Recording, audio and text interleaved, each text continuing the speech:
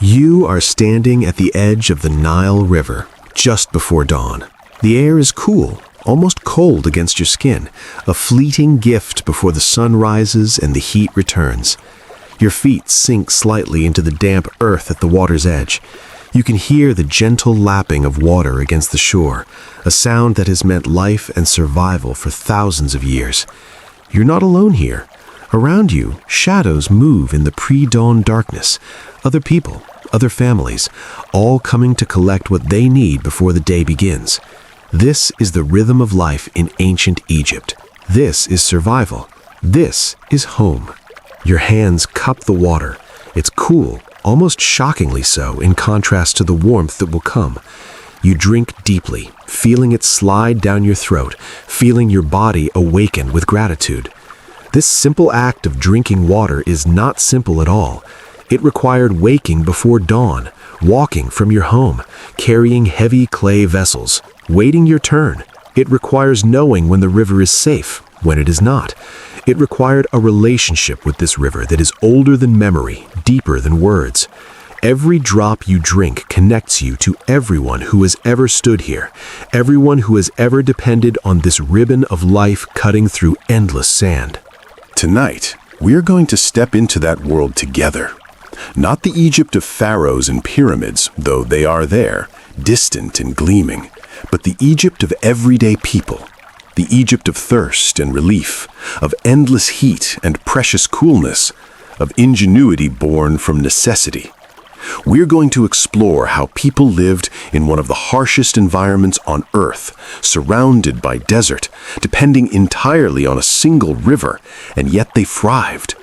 They built a civilization that lasted 3,000 years, and at the heart of it all was water, the search for it, the reverence for it, the careful daily practice of survival.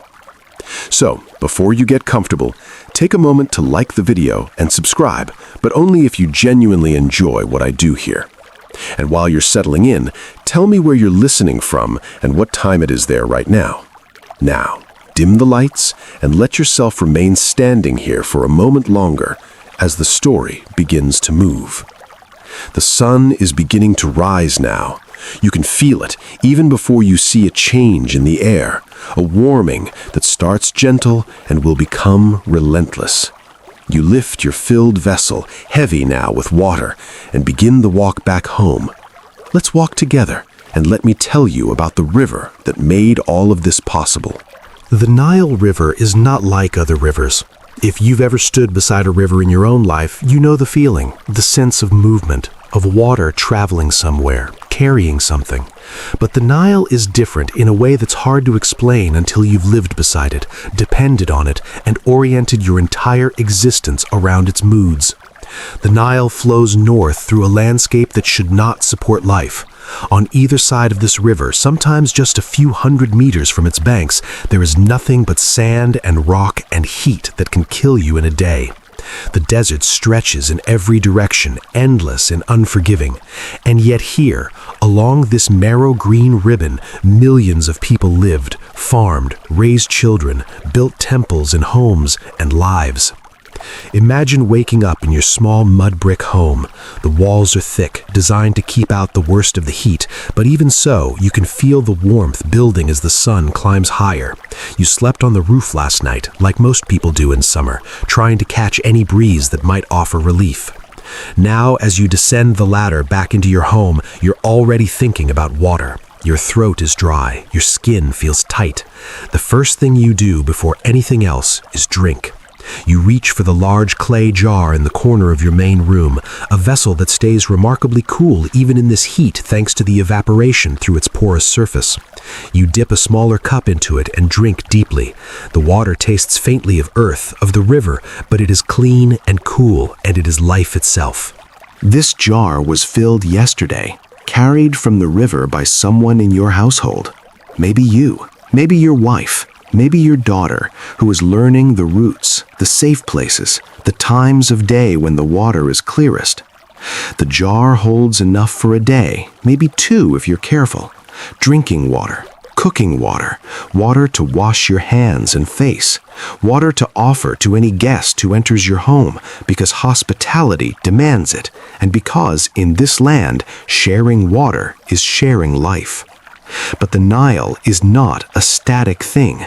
It has seasons, moods, a personality that every Egyptian learns to read from childhood. Once a year, something miraculous happens. The river rises. It swells beyond its banks, flooding the fields, covering the land with water that seems to come from nowhere and everywhere. This is the inundation, and everything in Egyptian life revolves around it.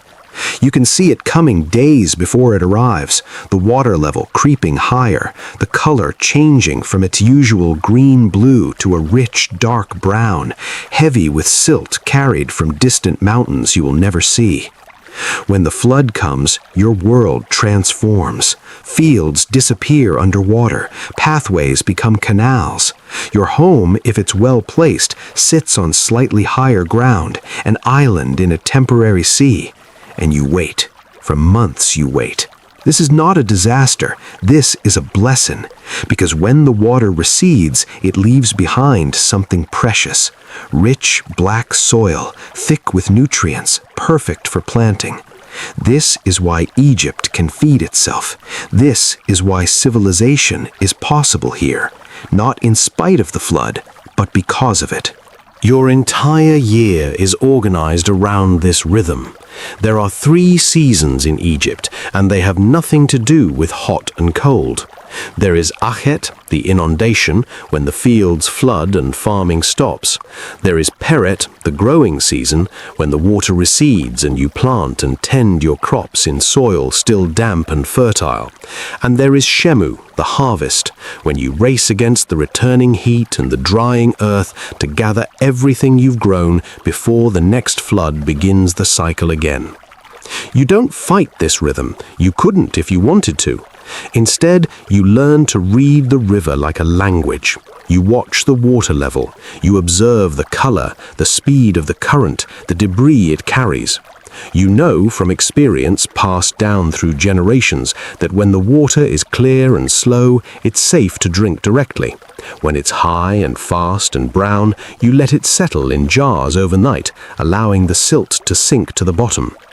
You know which parts of the riverbank are safe, where the current isn't too strong, where crocodiles are less likely to lurk. But here's what keeps you awake some nights, staring at the stars from your rooftop bed. The Nile is not always predictable. Some years, the flood is perfectly high enough to soak the fields thoroughly, but not so high that it destroys homes and granaries.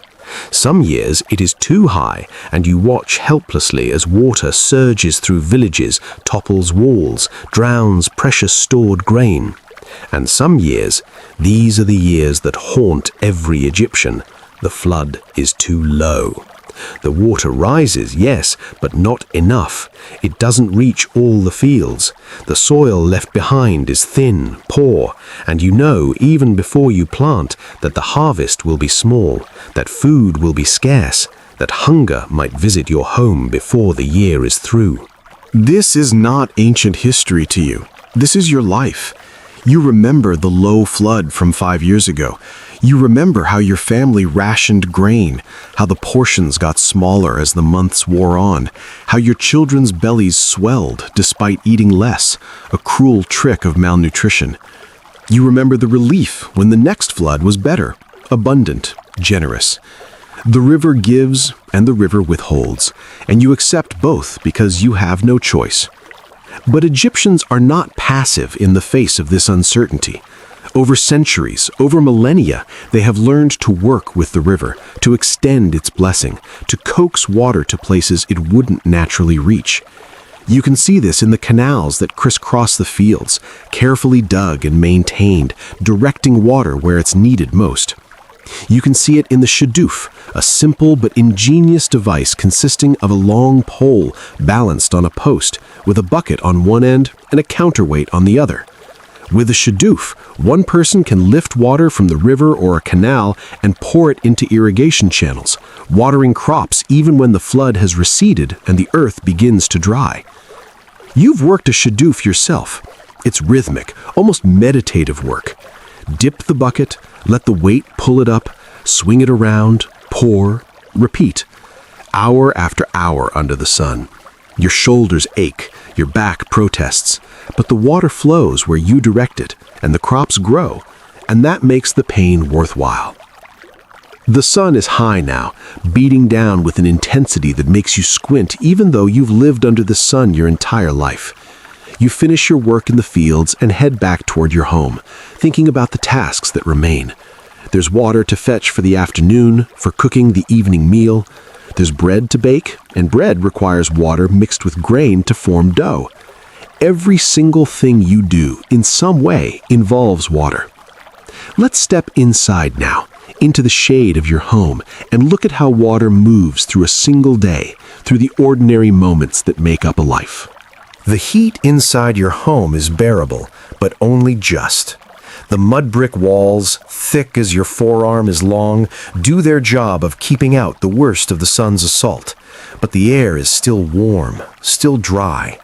You can feel the moisture being pulled from your skin, from your lips, from your throat with every breath. This is the reality of living in Egypt. You are always aware of water, always thinking about it, always planning for it. Your wife is grinding grain in the corner, her strong arms working the stone grinder in steady, practiced circles.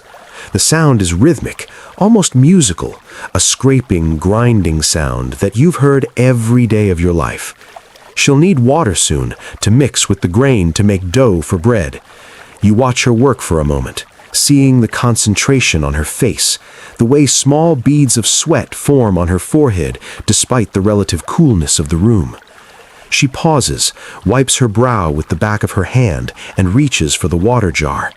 She drinks, not much, just enough to wet her throat, then returns to her work. Water is not something you waste. Every drop has a purpose.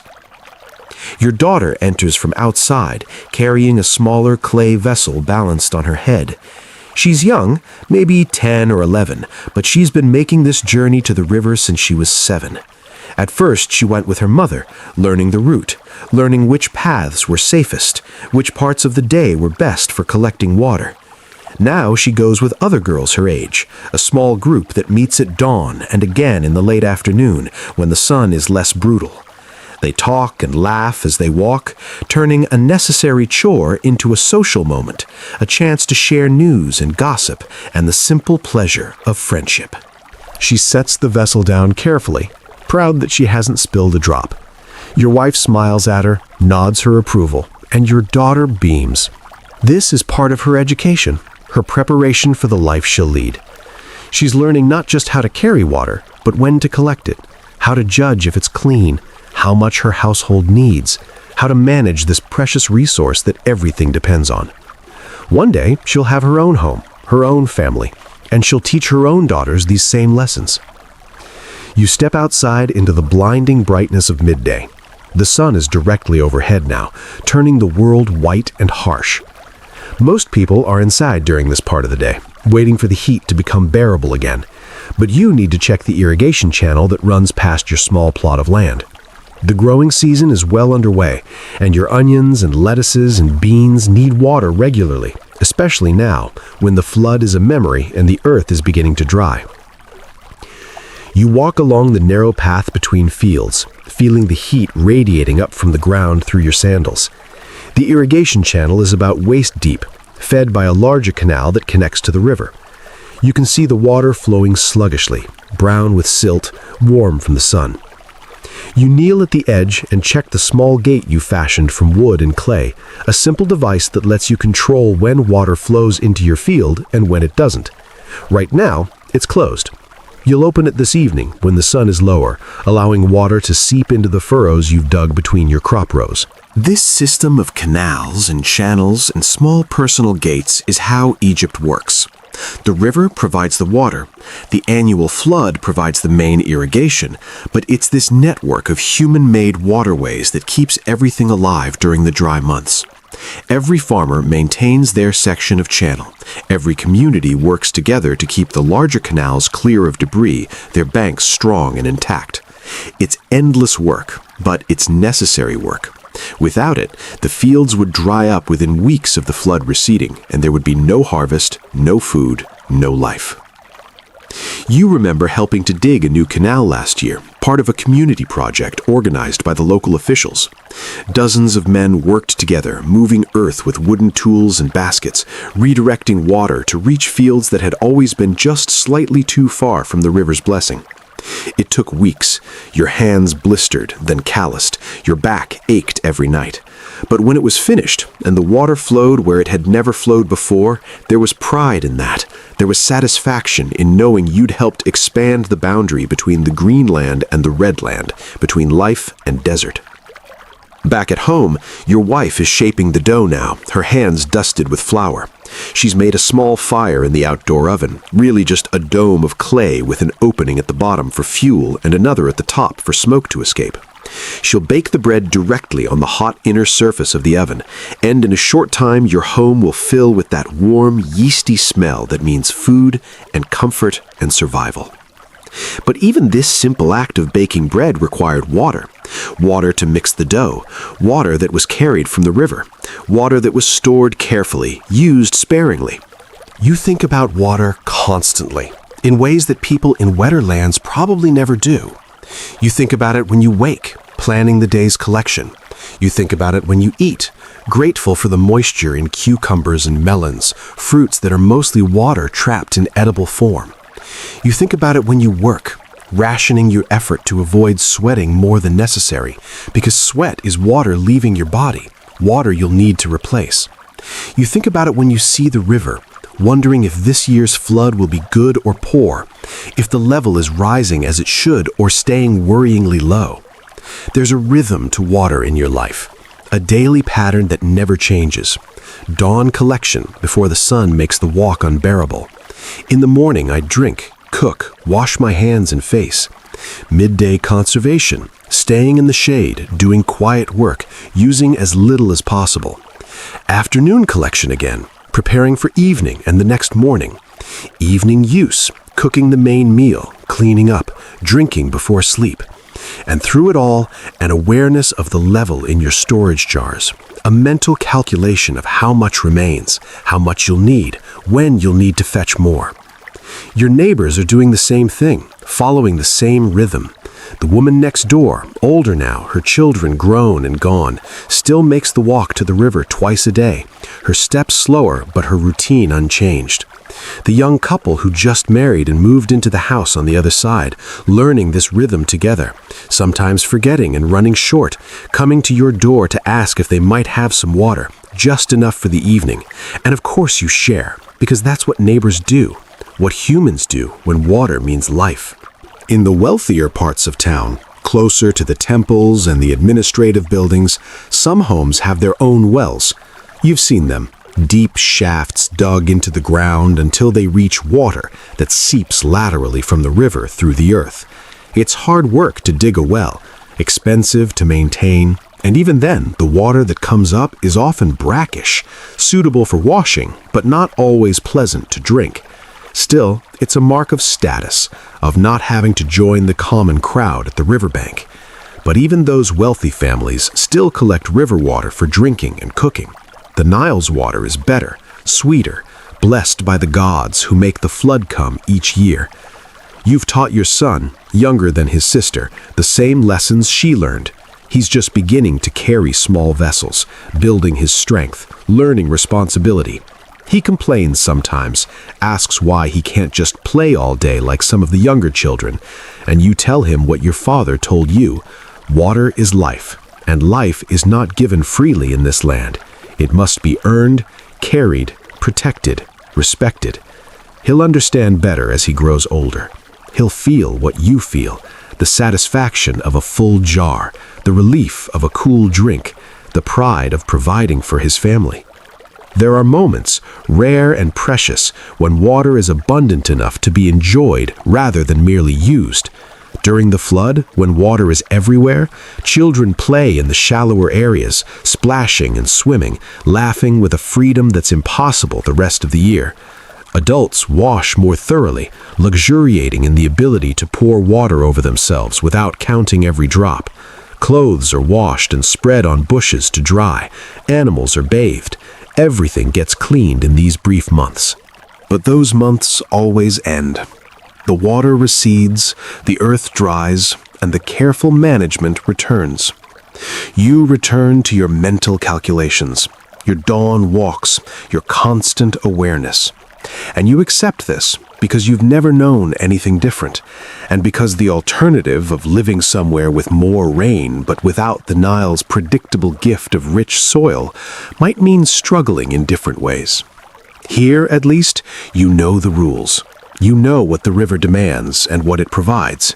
You know how to survive. The afternoon is waning now. The heat is finally releasing its grip, the sun dropping toward the western desert. It's time to open your irrigation gate, time to let water flow into your field while the evening is cool and the moisture won't immediately evaporate. You walk back out to the channel, kneel down, and carefully lift the wooden barrier. Water begins to trickle, then flow more steadily, spreading into the furrows you've prepared. You watch it move, dark and life-giving, soaking into the thirsty earth. Your crops will drink tonight. They'll grow stronger, and in a few weeks, you'll harvest them, feed your family, trade the surplus for other things you need. All because of this water. All because you learned to work with the river, to extend its blessing, to survive in a land of endless sun and precious little rain.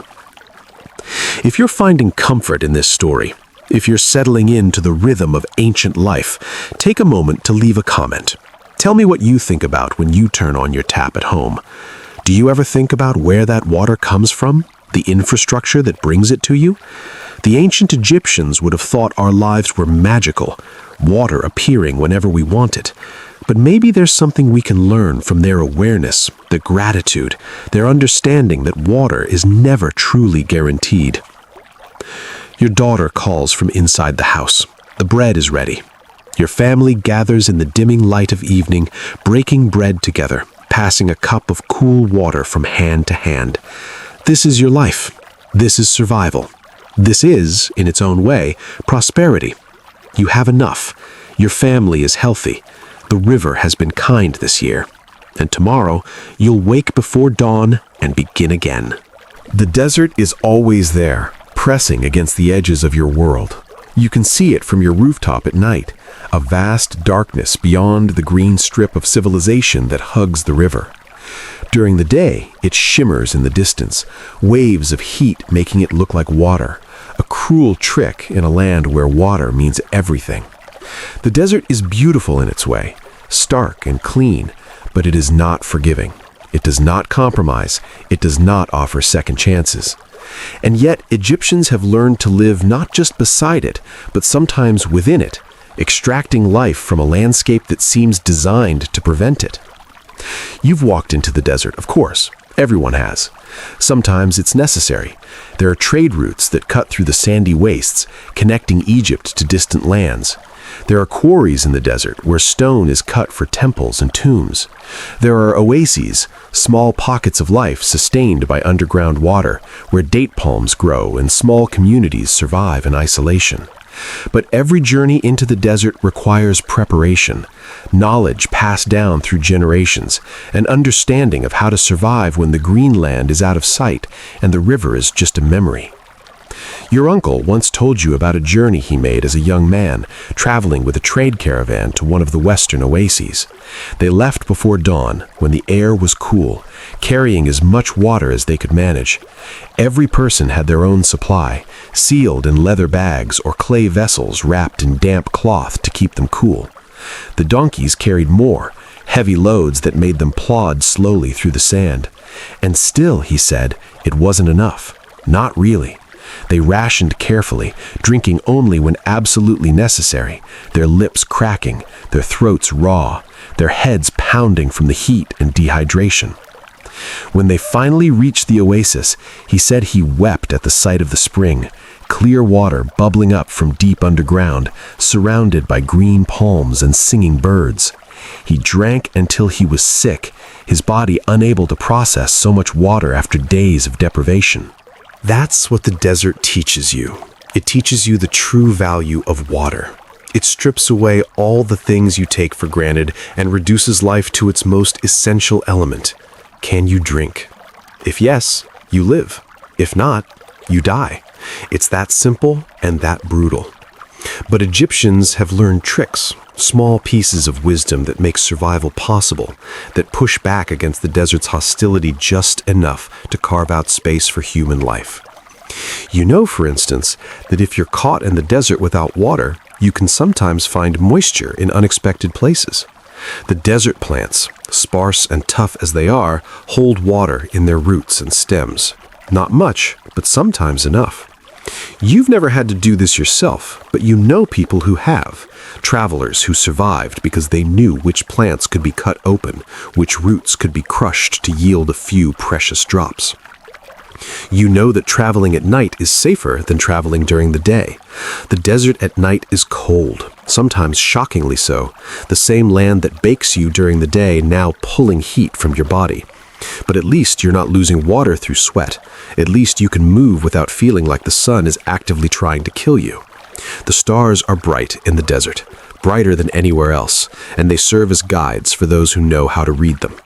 Travelers navigate by the stars, by the positions of familiar constellations, making their way across featureless sand toward destinations they cannot see but trust are there.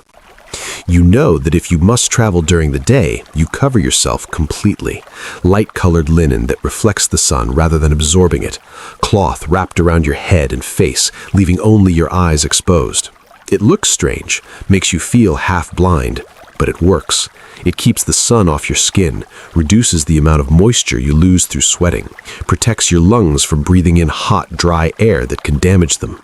There are places in the desert, your uncle told you, where the sand itself seems to sing. When the wind blows across certain dunes, they produce a sound like distant thunder, or like a musical instrument being played by invisible hands. He said it was beautiful and terrifying at the same time, a reminder that the desert is alive in its own way, that it has moods and voices and a presence that demands respect. Some people say the sounds are the voices of gods or spirits. Others say it's simply the movement of countless grains of sand against each other. Either way, it's a sound that stays with you, that echoes in your memory long after you've returned to the safety of the Greenland. The oases are miracles. There's no other word for them. You emerge from days of walking through nothing but sand and rock and heat, your water running low, your hope beginning to fade, and suddenly there are trees, green, living trees. There's grass, there are flowers, and there's water, clear and cold, rising from some hidden source deep in the earth. The people who live in these oases are Egyptians like you, but also different. They're more isolated, more self-reliant. They can't depend on the Nile's annual flood. They depend instead on these underground springs, on careful management of a resource that could fail at any time. You've heard stories of oases that died, the water drying up for reasons no one could explain, forcing entire communities to abandon their homes and flee back to the river valley. It's a fragile existence, more fragile even than life along the Nile, but it's also proof of human stubbornness, human refusal to accept the desert's verdict that life here is impossible. If there's water, even just a little, even just enough, people will find a way to survive. Back in the river valley, you use knowledge learned from the desert to make your life easier, safer, more secure. You know how to store water so it stays cool, using the same principle that desert travelers use. You wrap your water jars in damp cloth. As the water in the cloth evaporates, it pulls heat away from the jar, keeping the water inside cooler than the surrounding air. It's simple physics, though you don't think of it that way. You think of it as common sense, as something everyone knows. But it's knowledge earned through generations of trial and error, of people experimenting and observing and sharing what works. You know how to judge water quality by looking at it, smelling it, even tasting it carefully. Clear water is usually safe. Water with a green tinge might have algae, which won't necessarily hurt you but doesn't taste good. Water that smells wrong, that has a foul odor, should be avoided. Water collected during the flood, when the river is brown with silt, needs to settle before drinking. You pour it into a jar and wait, sometimes overnight, and in the morning the silt has sunk to the bottom and the water above it is clear enough to use. You've done this thousands of times. It's automatic now, part of the rhythm of life. You know how to make water last when it needs to last. During the hottest part of summer, when even the Nile seems sluggish and low, when every drop is precious, you become more careful. You wash less frequently. You use the same water for multiple purposes. Water used to wash vegetables can be given to animals afterward. Water used to wash your hands can be poured on plants. Nothing is wasted. Every drop serves 2 or 3 purposes before it's finally too dirty to use and gets thrown out. Your wife has her own knowledge, passed down from her mother and grandmother. She knows which foods hold water, which ones help you stay hydrated. Cucumbers, melons, and lettuce are summer foods, deliberately cultivated because they're mostly water in edible form. Eating them is almost like drinking. She knows how to cook in ways that preserve moisture, that don't require extra water. Stews and porridges that can simmer slowly, the ingredients releasing their own moisture, creating a meal that's both food and drink combined. She knows, too, how to recognize the signs of dehydration in children. The dry skin, the sunken eyes, the lethargy that means they're not getting enough water. Children are more vulnerable than adults. Their smaller bodies, less able to regulate temperature, less able to go long periods without drinking. She watches them carefully during the hot months, makes sure they drink regularly, scolds them if they're playing too hard in the sun and sweating more than they should. There's a boy in the village who nearly died last summer. He was playing with friends, running around in the heat like children do, not thinking about water, not noticing his own thirst until it was too late. By the time his mother found him, he was confused, barely conscious, his skin hot and dry. She brought him inside, poured water over him to cool him down, made him drink slowly, carefully. Not too much at once, because that can be dangerous too. He survived, but it was close. Everyone learned from that. Everyone became more careful. The desert and the sun are patient enemies, always waiting for a moment of carelessness, a moment of forgetting. You've learned to read the weather, such as it is in a land where rain almost never falls. You watch the sky for dust storms that blow in from the desert, turning the air brown and gritty, making it hard to breathe. When you see a storm coming, you secure everything that might blow away, cover your water jars, get your animals inside if you can. The dust gets into everything, your food, your clothes, your hair, your lungs. After a dust storm, you spend days cleaning, finding sand in places you didn't know sand could reach. You watch the wind, the way it shifts direction, the way it feels against your skin. A wind from the south, from deeper in Africa, brings heat that's almost unbearable, a wall of hot air that makes you feel like you're standing in front of a bread oven. A wind from the north, from the Mediterranean Sea that you've never seen but know is there, brings cooler air, sometimes even moisture, a hint of dampness that's rare and precious in this dry land. You plan your work around the wind, doing heavy labor when the northern wind is blowing, resting when the southern wind makes any effort feel dangerous. You've learned to think ahead, to plan for scarcity even in times of plenty. During the inundation, when water is everywhere and food is growing and everything feels abundant, you're already thinking about the dry months ahead. You're storing grain, preserving fish in salt, drying fruits and vegetables that will last through the lean times. You're checking your water jars for cracks, making sure they're sound, because a cracked jar in the middle of summer is more than an inconvenience, it's a crisis. This mindset, this constant awareness of vulnerability, this knowledge that everything can change, that the river can fail, that the rain that never comes anyway could fail to not come even harder, this is what it means to live in Egypt. You're never truly secure, you're never truly safe, but you're also never unprepared. You know the risks, you know the signs, you know what to do when things go wrong. And most of the time, that knowledge is enough. There's a kind of pride in this, in knowing you can survive in a place that wants you dead. The desert respects strength, preparedness, and knowledge. It has no mercy for the careless or the ignorant, but it allows life for those who understand its rules, who work with the land rather than against it, who take what it offers, the river, the flood, the rich soil, and refuse to ask for more. Your children will learn what you've learned. Your daughter already knows most of it. Your son is learning. They'll teach their children. And 1,000 years from now, if the gods are kind and the river continues its rhythm, children will still be learning these same lessons, carrying water from the river at dawn, watching the flood come and go, reading the desert's moods, surviving in a land that's harsh, but also, in its own way, generous to those who know how to listen. Take a moment, if you'd like, to share a thought. What's the harshest environment you've ever been in? Have you ever felt truly thirsty? The kind of thirst that makes you understand water as life itself?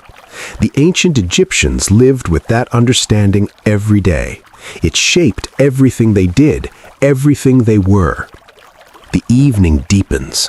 The sun has set now, dropping below the western desert in a blaze of orange and red that turns the sky into fire for a few brief moments. The heat is finally breaking. The air is becoming comfortable, almost pleasant. This is the best time of day, when the work is done and the cool of night is approaching. You sit on your roof with your family, sharing the evening meal, looking out over the darkened fields toward the invisible river. Somewhere out there, water is flowing. Somewhere out there, life continues. And tomorrow, you'll wake before dawn and begin again. Your wife wakes before you do. She always does. The sky is still dark, but there's a quality to the darkness that tells her dawn is coming soon, that it's time to rise and begin the day's work. You feel her move beside you on the rooftop, hear the soft rustle of linen as she wraps her shawl around her shoulders against the pre-dawn chill. You could get up too, to help with the morning water collection, but this is her domain, her rhythm, and she moves through it with a competence that doesn't need your interference. So you lie still, drifting in that space between sleep and waking, listening to the sounds of her preparing to leave. She climbs down the ladder to the house below, moving quietly so as not to wake the children yet. You hear her moving around inside, the soft clink of clay against clay as she gathers the water vessels she'll carry to the river. 2 jars today, both large enough to hold water for cooking and drinking through the morning and into the afternoon. They're heavy when full, balanced on her head and shoulder, and the walk to the river and back is long enough that she'll feel it in her neck and back by the time she returns. But this is what she does. This is what her mother did, and her grandmother, and every woman stretching back through time to the very beginning of Egypt itself. She's not alone on the path to the river. Even in the darkness, you can hear voices, the soft murmur of women greeting each other, falling into step together. This morning walk is a social time, one of the few moments in the day when women gather without men, without children demanding attention, without the immediate pressure of cooking or cleaning or tending to a dozen other tasks. They talk as they walk. They share news about who's pregnant, who's ill, which family is struggling, which husband was seen drinking too much beer at the neighbor's house last night. They discuss problems and offer solutions. They support each other in ways that are invisible to men, but absolutely essential to the functioning of the household, the village, the entire society. Your wife is still young, strong, capable of carrying heavy loads without complaint.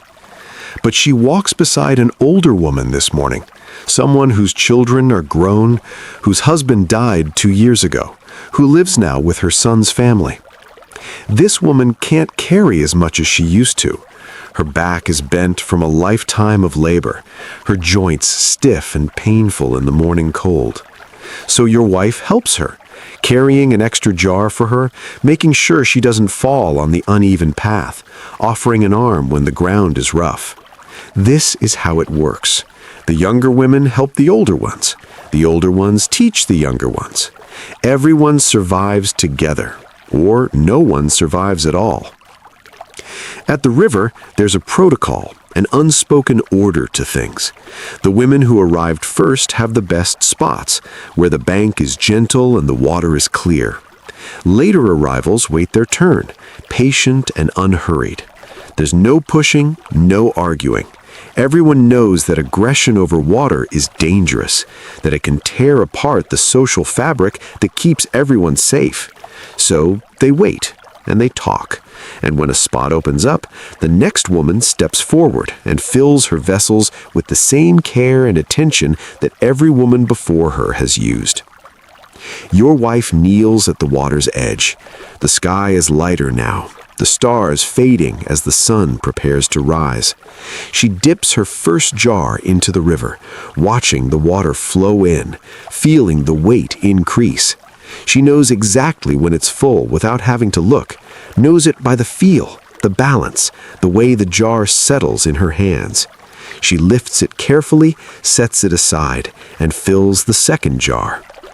The water is cool, fresh, and clean at this hour. Later in the day, when the sun is high and people and animals have been in and out of the river all morning, the water near the bank will be muddier, less clear. But now, in these early moments, it's perfect. She places the first jar on her head, settling it into the small woven ring she wears like a crown, a pad that distributes the weight and keeps the jar stable. The second jar she carries on her shoulder, one arm wrapped around it, holding it secure. And then she begins the walk back, moving carefully, her posture perfect, because it has to be, because one stumble could mean disaster, could mean water spilled, and the need to return to the river and start again. The walk home is quieter than the walk to the river.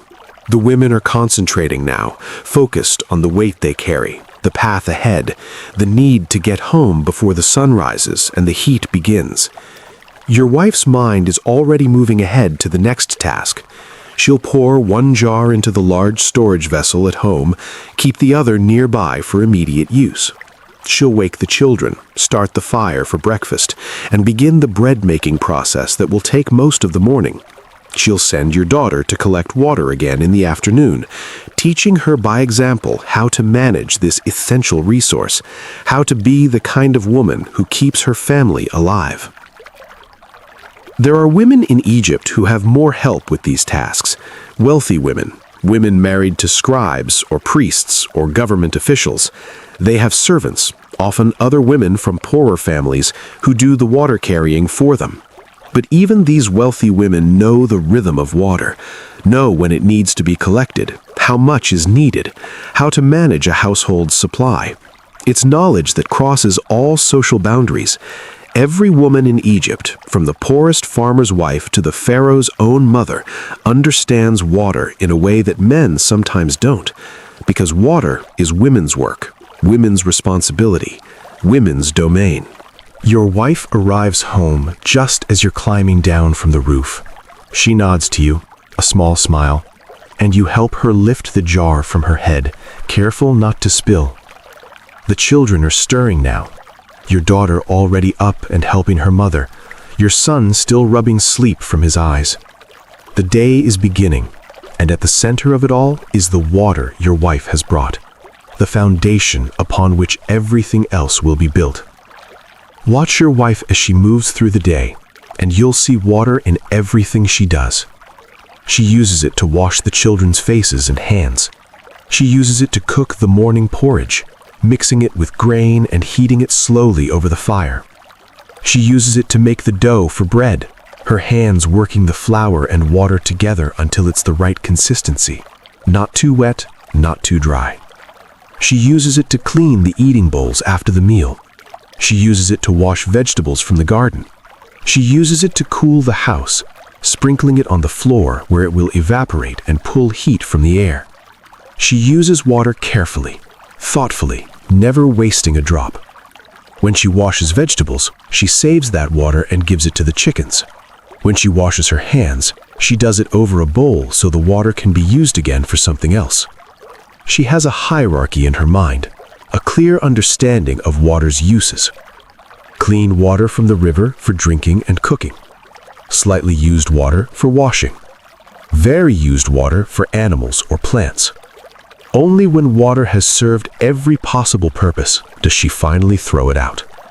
She also carries knowledge that's specifically female, passed down from mother to daughter, knowledge about water and the body. She knows how to manage menstruation in a hot climate with limited water, how to stay clean and comfortable when resources are scarce. She knows how to care for a newborn baby, how much water an infant needs, how to keep them cool and hydrated when they can't tell you what they need. She knows the signs of pregnancy complications related to dehydration, knows when a woman needs more water than usual, knows how to help. She's helped deliver babies, your wife, not as a midwife, not officially, but as a neighbor, a friend, someone who's there when needed. She's seen how much water is required for a birth, water to wash, water to drink, water to clean the baby, water to help the mother recover. She's seen women struggle through labor made harder by dehydration, their bodies unable to do what needs to be done because there isn't enough moisture, enough fluid. She's learned from these experiences, stored away the knowledge, and she'll use it when your daughter has her first child, when the next generation needs the wisdom of the previous one. There's a kind of power in this knowledge, even though it's not recognized as power in the way that men's knowledge is recognized. Your wife can't read or write. She'll never hold an official position. Her name will never be recorded in any document or carved on any temple wall. But she holds your household together. She keeps your children alive. She manages the resource that makes all life possible in this harsh land. Without her and women like her, Egypt would collapse in a matter of days. She knows this in some deep, unspoken way. She knows that her work matters, that it's essential, that it requires skill and knowledge and constant attention. She takes pride in it, even though no one praises her for it, even though it's simply expected, simply what women do. When her jars are full and her family is fed and the house is clean and everyone is healthy, she feels satisfied. She feels competent. She feels like she's doing what she was meant to do. But there's also weariness, the endless repetition of the same tasks, day after day, year after year. The weight of the water jars on her head and shoulders, the walk to the river in the pre-dawn darkness, and again in the afternoon heat, the constant management of scarcity, the worry that there won't be enough, the planning and rationing and careful use of every drop. She's tired in a way that goes deeper than physical exhaustion, tired in her bones, in her soul. Sometimes she thinks about the river goddesses she was taught about as a child. Anuket, goddess of the Nile's waters, who pours out the inundation each year. Hathor, who in some stories emerged from the primordial waters at the beginning of creation. Tefnut, goddess of moisture, whose very essence is water in all its forms. These goddesses understand, she thinks. They know what it means to carry water, to give water, to be responsible for water. They know the burden and the blessing of it.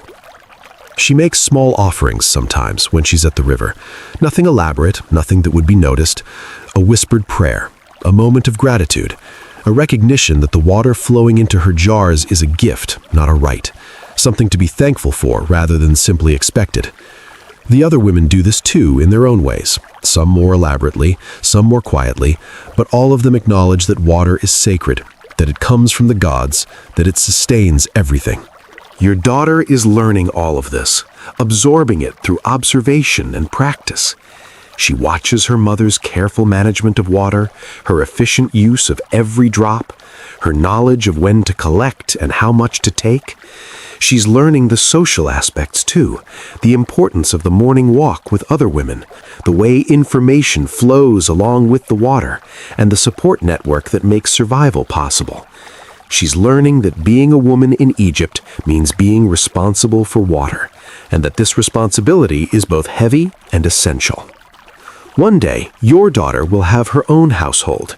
She'll wake before dawn and make the walk to the river. She'll carry water on her head and shoulder, feeling the weight, the strain, the satisfaction of providing for her family. She'll teach her own daughters these same lessons, and the cycle will continue, generation after generation, the invisible architecture of women's work holding up the entire structure of Egyptian civilization. If you're a woman listening to this, think about the water you use every day. Think about how easy it is, how it flows from a tap without effort, without thought. The ancient Egyptian women would have considered your life a paradise, a blessing beyond imagining. But they would also recognize the essential nature of what you do, the way you care for your family, the way you manage your household. That hasn't changed. Only the tools have changed. The heart of it, the love and care and constant attention, that's the same across thousands of years. The afternoon is here now, and your daughter is preparing for her second trip to the river. Your wife watches her go, sees the way she's grown, the way she's becoming competent and capable. She feels pride and also something like sadness because she knows what life holds for her daughter. The same work, the same burdens, the same endless cycle of water and survival. But there's beauty in it too, she thinks. There's a purpose. There's a connection to something larger than yourself, a chain of women stretching back through time, all doing the same work, all keeping their families alive, all carrying water from the river to the home and making life possible in the desert. The temple rises at the edge of your village. Its white limestone walls gleaming in the sunlight, its massive pylons casting long shadows across the ground. You can see it from your rooftop, a constant presence, a reminder that the gods are watching, that they're involved in every aspect of life, including, perhaps, especially, water.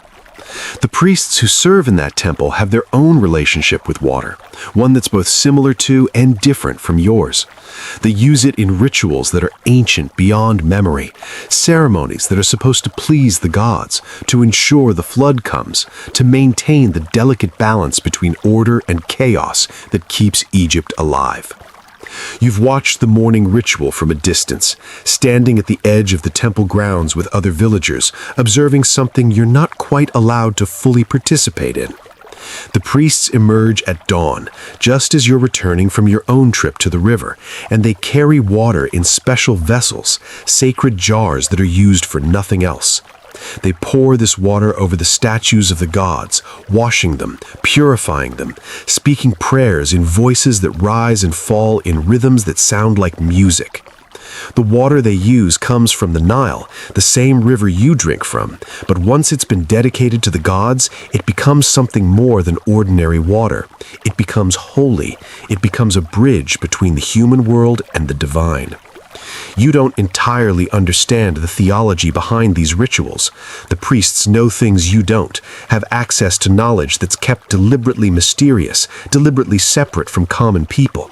But you understand the basic principle: water is life, and life comes from the gods, so water is sacred. The Nile isn't just a river, it's the physical manifestation of divine blessing. The flood isn't just a natural phenomenon, it's Hapi, the god of the inundation, pouring abundance onto Egypt. When you drink from the river, you're drinking a gift from the gods themselves. This understanding shapes how you think about water, how you treat it, how you feel when you waste even a single drop. It's not just a practical concern, though that's certainly part of it. It's also a religious reverence. You're handling something holy every time you fill a jar, every time you drink, every time you pour water onto your fields. The priests might have their elaborate rituals, their special vessels and prayers, but in your own way, you're engaging in a sacred act as well. You're participating in the cycle of life and death and rebirth that the gods have established. There's a festival each year, just before the flood is expected to arrive, where the entire village gathers at the riverbank. The priests come too, carrying a small golden statue of Hapi, and there's music and dancing and offerings of food and beer. Everyone is hopeful, anxious, waiting to see if the flood will be good this year, if the gods will be generous. You stand there with your family, your wife holding your youngest child, your daughter and son pressed close in the crowd, and you watch as the priests wade into the river and lower the statue into the water, blessing it, asking Hapi to rise, to flood the fields, to bring life for another year. The tension is palpable. Everyone knows what's at stake. A good flood means food, survival, prosperity. A poor flood means hunger, hardship, possible death. You've lived through both. You know the difference. So you pray, silently, in your own words that have nothing to do with the formal prayers the priests are chanting. You pray for your children. You pray for enough. You pray that the river will be kind. And then, days or weeks later, the flood comes. You see the water rising exactly as it has for thousands of years, exactly as it will, you hope, for thousands more. And there's relief, profound and overwhelming, because the gods have answered. They haven't abandoned Egypt. The cycle continues, life continues, and you give thanks in whatever way feels right to you. Maybe you pour a small libation of beer onto the ground. Maybe you leave a small offering of bread at the edge of the flooded field. Maybe you just stand there, watching the water spread, feeling gratitude well up inside you like the flood itself. But water's sacredness doesn't mean you treat it only with reverence. You're also deeply practical about it. The same water that you acknowledge as a divine gift is also the water you use to wash your children's dirty faces, to rinse out chamber pots, to cool your feet after a long day of work. There's no contradiction in this, at least not to you. The gods gave water to be used, not just worshipped. They gave it so you could live, so you could survive, so you could build and create and thrive in this desert land. You've heard stories from travelers, men who've been to other places, other lands where rain falls from the sky regularly, where water is abundant, where people don't have to work so hard for it. These stories seem almost like fantasy to you. Water falling from above, just appearing without having to be carried or channeled or managed?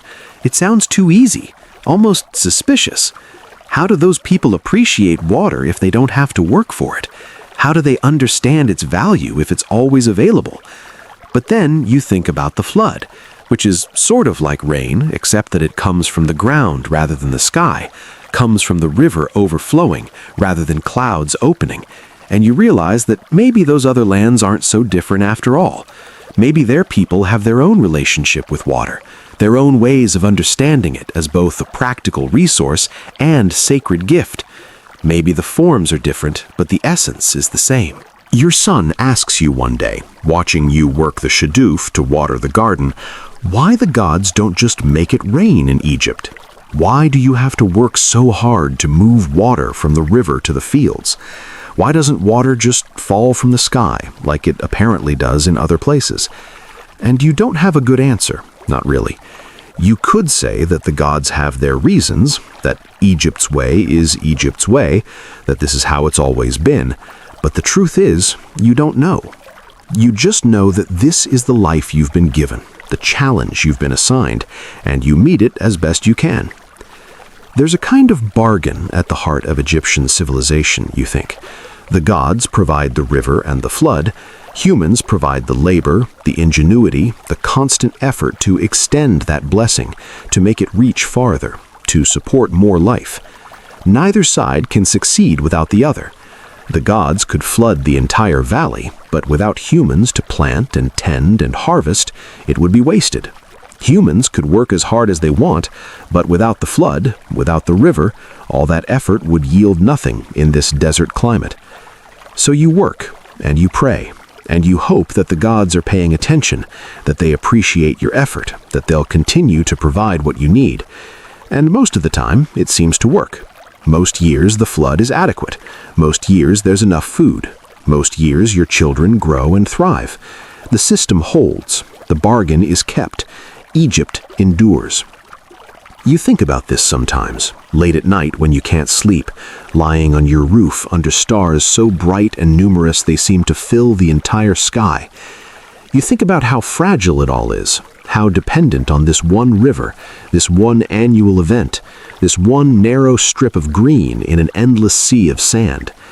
You think about what would happen if the floods stopped coming, if the river dried up, if the gods, for whatever reason, withdrew their blessing. Egypt would end. Millions of people would die or be forced to flee. The temples would fall silent. The fields would turn to desert. Everything would be gone, as completely as if it had never existed. But then the sun rises, and you get up, and you go about your day, because what else can you do? You can't control the gods. You can't make the river flow or the flood come. All you can do is your part. Work the fields, carry the water, feed your family, teach your children, maintain the canals, repair the shadoofs, live each day as fully and as well as you can, and trust that the gods will do their part, that the cycle will continue, that next year and the year after and the year after that, the Nile will rise and Egypt will survive. The evening is settling in now, the sun low on the horizon, the heat finally breaking. You're sitting with your family, sharing the evening meal, passing around bread and beer and onions and fish. Everyone is tired from the day's work, but it's good to be tired, the kind that comes from having done what needed to be done. Your daughter tells a story about something that happened at the river this morning, making everyone laugh. Your son is already half asleep, leaning against his mother's shoulder. Your wife meets your eyes across the circle, and there's understanding there. A shared recognition of what you've built together, what you maintain together, this small island of life and family and love in a harsh world. Tomorrow, you'll wake before dawn and start again. You'll walk to the river, you'll carry water, you'll work the fields, you'll do all the things you've always done, all the things your ancestors did, all the things your descendants will do. The rhythm continues, the cycle persists, the river flows. And in that flowing, in that endless movement from south to north, from the unknown lands beyond Egypt to the great salt sea you've heard about but never seen, there's something eternal, something that connects you to every person who's ever lived along these banks, who's ever depended on this water, who's ever understood that life here is a gift, hard-won and precious, and never to be taken for granted. The stars are coming out now. The air is cool and pleasant. You can hear the river in the distance, a soft murmur that never stops, the sound of Egypt's heartbeat, steady and reassuring. You close your eyes and listen, feeling grateful, feeling tired, feeling alive. Tomorrow will bring its own challenges, its own demands. But tonight, right now, there's peace. There's enough. There's water, food, and family. And the knowledge that you've done your part in keeping this ancient civilization alive for one more day. I'd love to hear from you. What part of history calls to you? What time period, what civilization, what aspect of daily life from the past would you like to explore together in a future video? Maybe it's medieval Europe, or ancient Rome, or the Viking Age, or somewhere completely different. Drop a comment below with the next topic you want to hear about. I read every single one, and I'll pick randomly from your suggestions to create the next story we share. Your curiosity helps shape these journeys into the past, so please, take a moment to share what draws you, what makes you wonder. I'll be here, ready to research and craft whatever story speaks to you most. The night deepens around you. The stars wheel overhead in their eternal dance. The same patterns your ancestors watched, the same constellations that will guide your children and their children through countless nights to come. The Nile flows on in the darkness, invisible now, but always present, always there, the constant thread running through every Egyptian life, every Egyptian story, every moment of survival in this land of sun and sand. You pull your blanket closer, feeling the cooling air, that brief window between the heat of day and the chill that will come before dawn. Your family sleeps around you on the roof, their breathing slow and steady, peaceful. They're safe tonight. They're fed. They have water for tomorrow. These are not small things. These are everything. Lying here in the quiet, you can almost feel the weight of time, the countless generations who've slept under these same stars, who've listened to the same river, who've faced the same challenges and found the same solutions. You're part of something larger than yourself, larger than your family, larger even than your village or your nation. You're part of the human story, the endless struggle and triumph of survival, of making life possible in impossible places, of refusing to surrender to the desert, to the heat, to the scarcity. Water taught you this. Water, in all its scarcity and preciousness, taught you to value what you have, to work for what you need, to share with those around you, to plan ahead, to never take anything for granted. These lessons have shaped you, shaped your people, shaped the entire character of Egyptian civilization. The pyramids and temples, yes, those are impressive, but the real achievement of Egypt is quieter, more personal. It's the daily act of survival, the morning walk to the river, the careful rationing of every drop, the knowledge passed from parent to child, the community built around shared necessity. You think about your children sleeping beside you. They'll face the same challenges you've faced, the same heat, the same thirst, the same constant need to manage water, to coax life from a landscape that wants to be barren. But they'll also have the same tools you've had: knowledge, community, ingenuity, resilience. They'll know how to read the river, how to work the shadaf, how to recognize when the flood is coming, and how to survive in the desert if they must. You've given them that. You and your wife, teaching by example, passing down the accumulated wisdom of thousands of years. And maybe you think that's what civilization really is.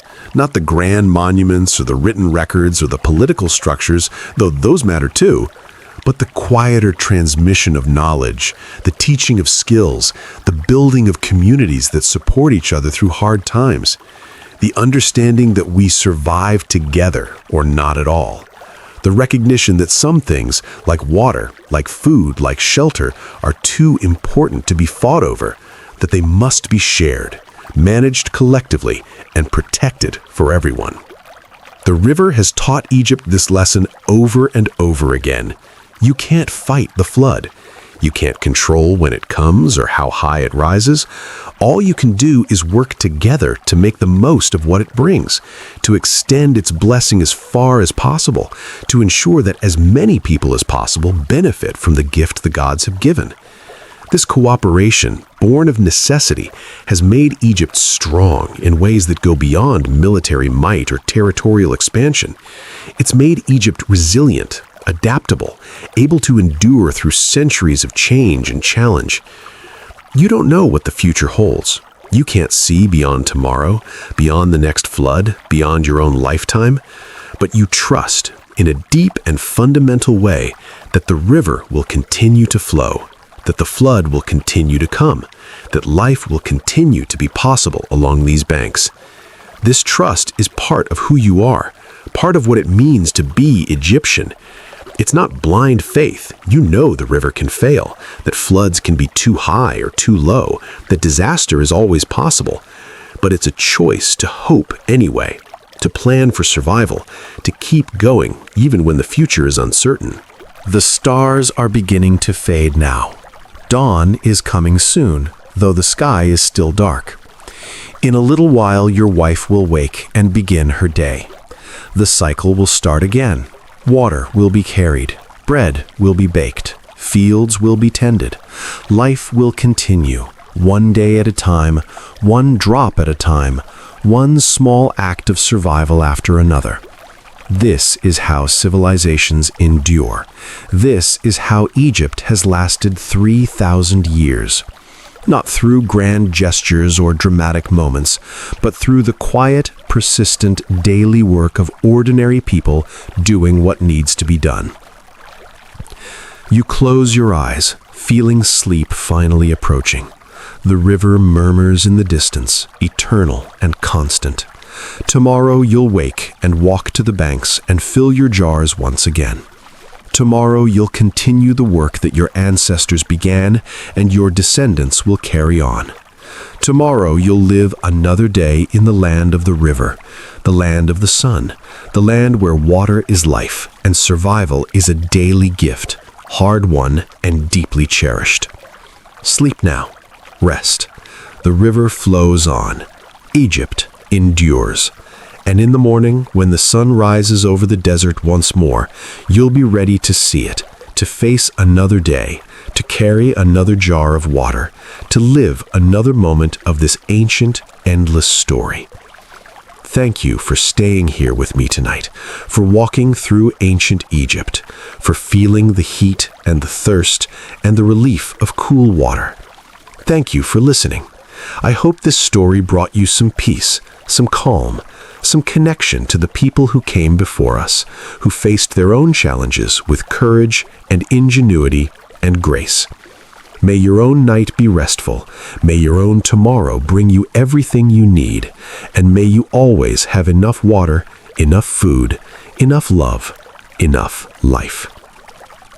Sleep well, until we meet again in another story, in another time, in another place, where history comes alive and the past speaks to us across the centuries.